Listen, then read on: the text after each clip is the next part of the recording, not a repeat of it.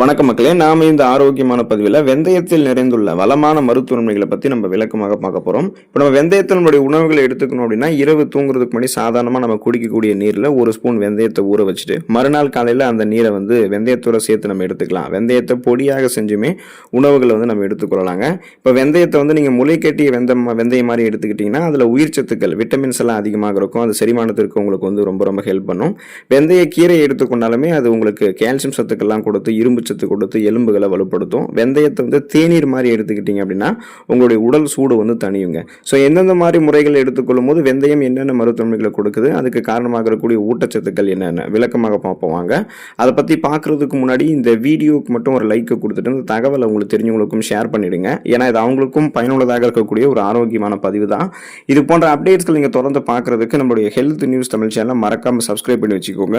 பக்கத்தில் இருக்கக்கூடிய பெல் பட்டனையும் கிளிக் பண்ணி ஆல் அப்படின்ற ஆப்ஷனையும் செட் பண்ணி வச்சுக்கிட்டீங்க அப்படின்னா நாங்கள் போடக்கூடிய எல்லா அப்டேட்ஸும் உங்களுக்கு நோட்டிஃபிகேஷன் அடிக்கடி சேரும். சரிவாங்க மக்களே, இப்போ வீடியோக்குள்ள போயிடலாம். உங்களுடைய ரத்தத்தில் அதிகரித்திருக்கக்கூடிய சர்க்கரையினுடைய அளவை கட்டுப்படுத்தி நாளடைவில் அந்த சுகர் ப்ராப்ளத்திலிருந்து நீங்கள் விடுபடும் நினைக்கிறீங்கன்னா வெந்தயத்தை உங்களுடைய உணவுகள் எடுத்துக்கலாங்க. அதுக்கான காரணம் என்ன அப்படின்னா, வெந்தயத்தில் இருக்கக்கூடிய ஃபைபர் என்று சொல்லக்கூடிய நார் சத்துக்கள் மற்றும் அமினோ அமிலங்கள் தான். இது எல்லாமே என்ன பண்ணும் அப்படின்னா நம்மளுடைய ரத்தத்தில் இன்சுலினுடைய சுரப்பை அதிகரிக்கிறதுக்கு ஹெல்ப் பண்ணும். ஸோ இது ரத்தத்தில் சர்க்கரையினுடைய அளவு திடீரென உயர்வதை முன்னாடியே தடுத்து நீரிழிவு நோயாளிகளுக்கு சிறந்த தேர்வாக அமையுதுங்க. ஸோ நம்மளுடைய பிளட்ல இன்க்ரீஸ் ஆகக்கூடிய சுகரோட அளவை கண்ட்ரோல் பண்ணுறதுக்கும் நாளடைவில் அந்த சுகர் ப்ராப்ளத்திலிருந்து விடுபடுவதற்குமே தொடர்ந்து நம்ம என்ன பண்ணோம்னா வெந்தயத்தை நம்மளுடைய உணவுகளில் சேர்த்து கொண்டே இருக்கணுங்க. அப்போ தான் சர்க்கரை வியாதிலிருந்து நம்ம விடுபட முடியும். செரிமான மண்டலம் ஆரோக்கியமாக இருக்கிறதுக்கு நம்ம வெந்தயத்தை எடுத்துக்கொள்ளலாம். இப்போ குறிப்பாக உங்களுக்கு மலச்சிக்கல் பிரச்சனை இருக்குன்னு வச்சிங்களேன், நீங்கள் வெந்தயத்தை எடுத்துக்கிட்டீங்கன்னா சரி பண்ணிக்கலாம். ஏன்னா வெந்தயத்தில் இருக்கக்கூடிய அதிகப்படியான நார் சத்து குடல் இயக்கத்தை சீராக்கி சீரற்ற குடல் இயக்கம், கடுமையான மலச்சிக்கல் தொடர்பான செரிமானம் தொடர்பான பிரச்சனைகளை நீக்கிவிடும். மலக்குடல்களில் மலம் தேங்கி இருக்கிறது அந்த மாதிரிலாம் இல்லாமல் நமக்கு எளிமையாகவே வெளியேற்றப்பட்டுவிடும். வயிற்றுப்புண் கூட உங்களுக்கு இருக்காது. இப்போ நெஞ்செரிச்சல் மற்றும் அசிடிட்டி அப்படின்னு சொல்லக்கூடிய அந்த அமிலத்தன்மை இருக்கிறவங்கலாம் வெந்தயத்தை ஊற வைத்து சாப்பிடுவதன் மூலமாக அந்த குடல் சோறுகளுக்கு பாதுகாப்பு கொடுக்கலாம். இதனால் அவங்க சாப்பிடக்கூடிய உணவுகள் முறையாக செரிமானமாகும். செரிமானமான உணவுகளிலிருந்து ஊட்டச்சத்துக்கள் உறிஞ்சப்படும்.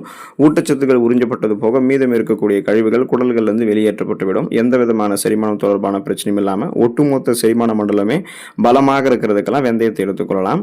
இதய ஆரோக்கியம் சிறப்பாக இருக்கிறதுக்கெல்லாம் தொடர்ந்து நம்ம வெந்தயத்தை எடுத்துக்கொள்ளணுங்க. வெந்தயம் நம்முடைய உடல்ல இருக்கக்கூடிய கெட்ட கொழுப்பு, அந்த எல்டிஎல் அப்படின்னு சொல்லக்கூடிய அந்த கெட்ட கொழுப்பு குறைக்கிறதுக்கு ஹெல்ப் பண்ணும்.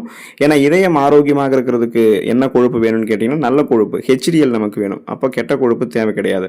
அப்புறம் நமக்கு பார்த்தீங்கன்னா பொட்டாசியம் சத்து நம்ம எடுத்துக்கொள்ளக்கூடிய வெந்தயத்தில் இருக்கிறதால இது நம்மளுடைய உடல் நரம்புகள் ரத்த ஆழங்களில் காணப்படக்கூடிய இறுக்கங்கள் அந்த எல்லாத்தையுமே தளர்த்தி அதன் மூலமாக ரத்த ஓட்டத்தை சீரான அளவுக்கு உடல் உறுப்புகளுக்கு பாய்ச்சி பிபி என்று சொல்லக்கூடிய பிளட் பிரஷர் அந்த ரத்த அழுத்தத்தையும் கட்டுப்படுத்தி இதய நோயினுடைய அபாயத்தையுமே குறைக்குது.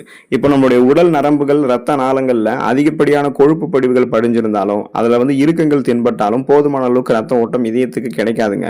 இதனால மாரடைப்பு, பக்கவாதம், இதய தமனிகள்ல வீக்கம் ஏற்படுதல், இதய தசைகள் வலுவிழந்து போகுதல் போன்ற நிறைய பக்க விளைவுகள் உங்களுக்கு ஏற்படலாம். ஸோ இதெல்லாம் எதுவுமே இல்லாம இதயத்தை தொடர்ந்து பராமரிக்கணும், இதயத்துக்கு வேண்டிய ரத்த ஓட்டத்தை சீரான அளவில் கொடுத்து கொண்டே இருக்கணும் அப்படின்னா பிபி ப்ராப்ளம், கொலஸ்ட்ரால் ப்ராப்ளம் இல்லாம ஆரோக்கியமாக நம்ம இருக்கிறதுக்கு தான் வெந்தயத்தை எடுத்துக்கணும். அப்பதான் இதயம் நமக்கு ஆரோக்கியமாக இருக்கும். நம்முடைய தலைமுடி ஆரோக்கியமாக இருக்கிறதுக்கும் சருமம் பராமரிக்கப்படுவதற்குமே தொடர்ந்து வெந்தயத்தை பயன்படுத்தலாம். இப்போ தலைமுடி தொடர்பான பிரச்சனைன்னு சொல்ல போகும்போது பொடுகு தொல்லை நீங்கிறதுக்கும் முடி உதிர்வை தடுத்து கூந்தல் வேர்க்கால்கள் வரைக்குமே வலுப்படுத்தப்பட்டு அதை நீங்கள் ஆரோக்கியமாக அடர்த்தியாக கருகருவென்று வளர வைக்கணும் அப்படின்னா வெந்தயத்தை அரைத்து விழுது மாதிரி தலையில் நீங்கள் தேய்க்கலாம். வெந்தயத்தை உங்களுடைய உணவுகளை சமைத்து எடுத்துக்கொண்டாலுமே உள்ளிருந்து ஊட்டச்சத்துக்கள் தலைமுடி வேர்க்கால்கள் வரைக்கும் உங்களுக்கு கிடைக்குங்க. இதனால முடி கொட்டுறது, முடி வலுவிழந்து போகிறது, இளநரை பித்தநரை ஏற்படுவது, பேன் பொடுகு தொல்லை இருக்கிறது, இது எதுவுமே உங்களுக்கு இருக்காது. அடர்த்தியாக வளரக்கூடிய கூந்தல் அமைப்பு உங்களுக்கு கிடைக்கும். தலைமுடி உங்களுக்கு பாதுகாக்கப்படும். சருமம் ஆரோக்கியமாக இருக்கிறதுக்குமே பார்த்தீங்கன்னா நீங்கள் வெந்தயத்தை எடுத்துக்கலாம். இப்போ உங்களுடைய சருமத்தில் இறந்த செல்கள் இருக்குங்கன்னு வச்சிங்களேன், நீங்கள் வெந்தயத்தை அரைத்து உங்களுடைய சருமத்தில் தடவிட்டு ஒரு 30 நிமிடங்கள் கழித்து தூய்மையான துணியில் நீங்கள் உங்களுடைய முகத்தை தொடச்சிங்க, கழுவிட்டு தொடச்சிங்க அப்படின்னா அதை பார்த்தீங்கன்னா உங்களுடைய சருமத்தில் முகப்பொருட்கள், கண் கருவலியங்கள், கரும்புள்ளிகள், வயதான சுருங்கிய தோலமைப்பு, கோடுகள், கரைகள் கொண்ட மாசு மறுவடைந்த சருமம் இதெல்லாம் எதுவுமே இருக்காது. ஏன்னா நம்ம எடுத்துக்கொள்ளக்கூடிய இந்த வெந்தயம் அந்த தலையில் அதான் நம்ம சருமத்தில் பூசக்கூடிய வெந்தயம் இருக்குங்க இல்லையா, அதில் இருக்கக்கூடிய ஊட்டச்சத்துக்கள் என்ன பண்ணும் அப்படின்னா சருமத்தில் இருக்கக்கூடிய இறந்த செல்களை அகற்றிவிட்டு சருமத்திற்கு பார்த்தீங்கன்னா பாதுகாப்பு கொடுக்கும். இப்போ நம்ம உணவுகளில் சமைத்து வெந்தயத்தை எடுத்துக்கொண்டாலுமே உள்ளிருந்து சருமத்துக்கு கோலஜன் உற்பத்தி மேம்படுத்தப்பட்டு ரத்த ஓட்டம் சீரான அளவில் இருக்கிறதால சருமமும் நமக்கு உள்ளிருந்து ஆரோக்கியப்படுத்தப்படும். உள்ளிருந்து நமக்கு பளபளப்பாக மாற்றப்படும், பொலிவு நமக்கு கிடைக்கும். இதனால நமக்கு உடல் நலத்தை காட்டிலும் அந்த முடி சரும அழகையுமே நம்ம மேம்படுத்திக்கணும் அப்படின்னாலும் வெந்தயத்தை நம்ம எடுத்துக்கொள்ளலாம். சிறுநீரக ஆரோக்கியம் சிறப்பாக இருக்கிறதுக்கு நம்ம வந்து வெந்தயத்தை எடுத்துக்கலாங்க. இதனால கிட்னி ஹெல்த் வந்து நமக்கு ப்ராப்பராக இருக்கும். வெந்தயம் வந்து சிறுநீரகத்தினுடைய செயல்பாட்டை வந்து மேம்படுத்தக்கூடிய ஆற்றல் கொண்டதுங்க. ஸோ அதனால் நம்ம எடுத்துக்கொள்ளக்கூடிய வெந்தயத்தில் இருக்கக்கூடிய பாலிஃபினால்கள் அது வந்து சிறுநீரகத்தில் கற்கள் உருவாவது தடுக்கிறதுக்கும் ஏற்கனவே இருக்கக்கூடிய கால்சியம் மேக்சிலேட் கற்களை வந்து கரைக்கிறதுக்கும் உதவுவதாக ஆய்வுகளில் வந்து தெரிவிக்கிறாங்க. இப்போ நமக்கு வந்து கிட்னி ஹெல்த் வந்து ப்ராப்பராக இல்லைன்னா அப்படின்னா நமக்கு உடலில் தேங்கக்கூடிய கழிவுகள்லாம் அப்படியே நமக்கு வந்து தேங்கிவிடும். அப்போ பார்த்தீங்கன்னா அந்த கழிவுகளை முறையான வெளியேற்றணும் அப்படின்னா சிறுநீரக ஆரோக்கியம் சிறப்பாக இருக்கணும். கழிவு நீக்க மண்டல வேலை சிறப்பாக நடக்கணும். ஸோ அப்போ நம்ம அந்த சிறுநீரகத்தை ஆரோக்கியமாக பராமரித்து கொண்டோம் அப்படின்னா அந்த கற்கள் எல்லாம் உருவாகாமல் உடலில் இருக்கக்கூடிய கழிவுகள் சிறுநீர் வழியாக சிறுநீரகம் மூலமாக நமக்கு வந்து வெளியேற்றப்பட்டுவிடும். ஸோ அந்த கிட்னி ஸ்டோன்ஸ் எல்லாம் உருவாகாமல் பராமரிக்கிறதுக்கும் உருவாகி இருக்கக்கூடிய கிட்னி ஸ்டோன்ஸை வந்து ரிமூவ் பண்ணிக்கிறதுக்குமே வெந்தயத்தை நம்ம வந்து எடுத்துக்கொள்ளணுங்க.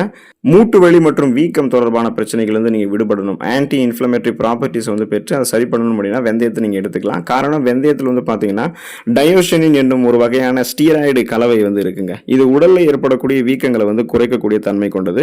குறிப்பாக மூட்டு வலியால், அதாவது ஆர்த்ரைட்டிஸ் இந்த மாதிரி பிரச்சனைகள் அவதிப்படக்கூடியவர்கள்லாம் வெந்தயத்தை தொடர்ந்து எடுத்துக்கொள்வதன் மூலமாக மூட்டு வலியை குறைக்கலாம். ஆர்த்ரைட்டிஸ் மட்டும் கிடையாது, ஸோ உங்களுக்கு ஏற்படக்கூடிய ஆஸ்டியோபோரோசிஸ், எலும்பு மெலிவு நோய், மூட்டு வலி, எலும்புருக்கி, முடக்குவாதம், எலும்பு மஜ்ஜைகளில் ஏற்படக்கூடிய பிரச்சனை, மூட்டு வளர்ச்சி போன்ற எந்த பிரச்சனையும் இருக்காது. உடல் பகுதிகளில் ஆங்காங்கே வீக்கம் ஏற்படுவது அதுவுமே இருக்காது. ஸோ வெந்தயம் எல்லாத்தையுமே உங்களுக்கு வந்து சரி பண்ணிட்டு ஒரு 50-60 வயதில் கூட பேலன்ஸ்லாம் தடுமாறாமல் இருக்கிறதுக்கு உங்களுடைய எலும்புகளை வலுப்படுத்துறதுக்கு வெந்தயம் வந்து உதவி செய்யுங்க.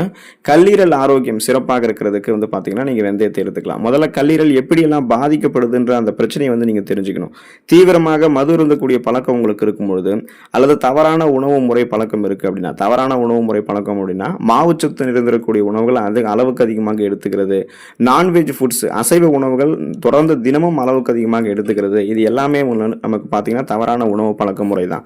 இவை அனைத்தும் கல்லீரலில் வந்து தேங்கக்கூடிய நச்சுக்களை வந்து நமக்கு வந்து பார்த்தீங்கன்னா அதிகரிச்சுட்டே போகும். ஸோ அப்போ பார்த்தீங்கன்னா கல்லீரலில் அதிகப்படியான நச்சுக்கள் சேரும்போது கல்லீரலில் வந்து கொழுப்பு படிவுகளும் சேரும், செல்கள் வந்து நமக்கு பாதிக்கப்படும், கல்லீரல் சிரோசிஸ் நோய், கல்லீரல் அழற்சி நோய், இது மாதிரி நிறைய பிரச்சனைகள் ஏற்படுங்க. அப்போ கல்லீரல் வந்து கொழுப்பு சேர்வதை ஃபேட்டி லிவர் அப்படின்னு சொல்லுவாங்க. அதை வந்து தடுத்து கல்லீரலுடைய திசுக்களுக்கு பாதுகாப்பு அளிக்கிறதுக்கு நம்ம வெந்தயத்தை தொடர்ந்து எடுத்துக்கணும். இதனால் அந்த கொழுப்பு படிவுகள் அகற்றப்படும், நச்சு கழிவுகள் வெளியேற்றப்படும், கல்லீரலுடைய செல்கள் மீண்டும் மீண்டும் புதுப்பிக்கப்பட்டு தன்னைத்தானே ஒரு ஆரோக்கியமான உறுப்பாக கல்லீரல் வந்து மாற்றிக்கொள்ளும். அதுக்கு தான் நம்ம வெந்தயத்தை எடுத்துக்கணும். அனிமியா என்று சொல்லக்கூடிய ரத்த சோகை நோய், அந்த நோய் குணப்படுத்தப்பட்டு மீண்டும் வராமல் தடுக்கப்படுவதற்கெல்லாம் வெந்தயத்தை எடுத்துக்கலாங்க. காரணம் வெந்தயத்தில் வந்து இரும்பு சத்து, அந்த அயன் வந்து அதிக அளவில் இருக்குங்க. ஸோ இரும்பு சத்து குறைபாட்டால் தான் நமக்கு ரத்த சோகை ஏற்படுது. இரும்பு சத்து குறையும் பொழுது ரத்த சிகப்பணுக்கள் குறைய ஆரம்பிக்கும். ரத்த சிகப்பணுக்கள் குறைஞ்சதுன்னா அதில் இருக்கக்கூடிய ரத்த புரதமான ஹீமோகுளோபினுடைய எண்ணிக்கையும் குறையும். இந்த ஹீமோகுளோபின் எண்ணிக்கை வந்து குறைஞ்சிச்சு அப்படின்னா போதுமான அளவுக்கு ஆக்சிஜன் சப்ளை நமக்கு கிடைக்காது.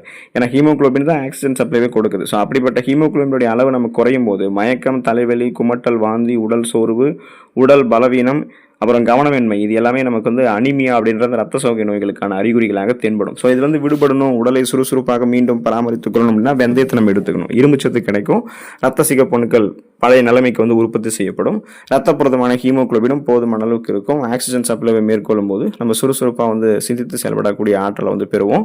ஸோ வெந்தயம் வந்து நீங்கள் தொடர்ந்து எடுத்துக்கொள்ளுங்கள். வெந்தயத்தை எடுத்துக்கொண்டு கிடைக்கக்கூடிய நன்மைகளை பெற்று நலமோடு வாழக்கூடிய வாய்ப்பை பெற்று ஆரோக்கியமாக இருங்க, உடல் நலத்தை பராமரித்துக் கொள்ளுங்கள். அடுத்த ஆரோக்கியமான பதிவில் மறக்காம சந்திப்போம். நன்றி மக்களே.